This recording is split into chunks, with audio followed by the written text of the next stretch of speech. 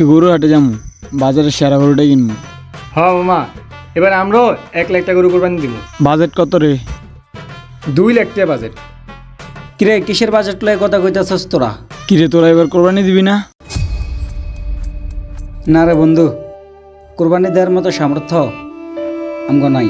ও, আমরা তো বুঝলেই গেলাম আমগো বন্ধু বান্ধবের ভিতরে একটা ফকিন্দি বন্ধু আছে।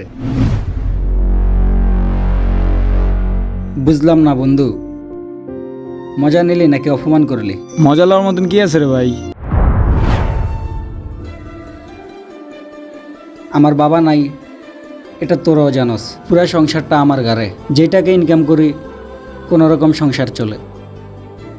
এর ভিতরে কোরবানির টাকা কোথায় থেকে ম্যানেজ করব? এই জন্যই তো বললাম তুই ফকিন্নি, তোর লোক আমগো যায় না, লেভেল ছাড়া তুই।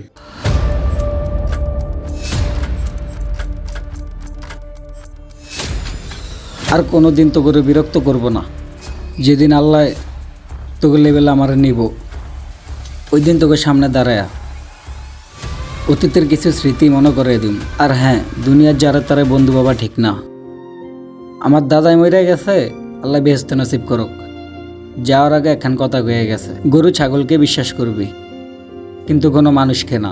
গরু ছাগল তোরটা খাওয়ার পর যদি ওইটা বিক্রি করস তাহলে কিছু টাকা পাবি, তোর লস হবে না। আর যদি কোনো মানুষের পিছনে সারা জীবন টাকা পয়সা শ্রম নষ্ট করস, তারপরও তোর কোনো লাভ হবে না। দেখবি 2 পা সামনে হেঁটে গেলেই তোর নামে বদনাম শুরু করে দিছে। মানুষের মুখের বিষ বিষাক্ত সাপের চেয়েও ভয়ঙ্কর। আসলেই মুরব্বীকেও কথা ফালাইতে নাই, মুরব্বীরা যা বলে সত্যিই বলে। আজকে সেটার প্রমাণ পেলাম।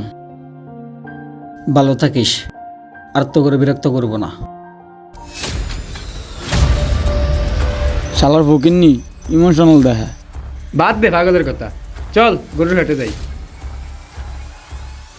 কেউ কুরবানি না দিলে তাকে নিয়ে হাসাহাসি করবেন না, কারণ সেও চায় সবার মতো কুরবানি দিতে, কিন্তু তার তৌফিকে নেই। আপনি আল্লাহর রাস্তায় কুরবানি দিতে যেয়ে যদি অহংকার করেন, হয়তো আপনার কুরবানিটা আল্লাহ নাও কবুল করতে পারে।